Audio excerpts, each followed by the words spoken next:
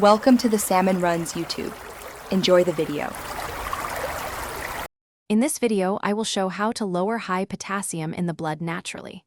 Begin by tracking foods high in potassium and swapping in low potassium options. Drink water to support kidney clearance and limit salt substitutes that contain potassium. Review medications with your clinician that can raise potassium. Follow portion control and prioritize foods that help remove potassium from the body safely while monitoring symptoms closely. Start by reducing servings of high potassium items and favoring lower potassium fruits and grains.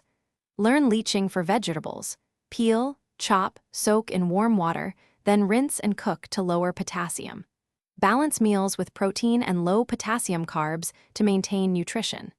Keep portion sizes consistent and spread potassium intake across the day. Always pair diet changes with checks of serum potassium and clinical guidance for safety. If you are finding this video helpful, please subscribe and like so more tips reach you. Quick recommendation. For meal prep, I use leak-proof containers that keep low potassium portions fresh and mess-free, perfect for planning controlled meals with rice, vegetables, and protein. Check the description for the link and other deals to save time and stay organized. Now let's get back to the video. Hydration supports kidney function, but consult your clinician if you have heart or kidney conditions before increasing fluids. Stop using potassium-based salt substitutes and review supplements with a clinician to avoid hidden potassium. Track symptoms like muscle weakness or palpitations and seek prompt testing if they appear.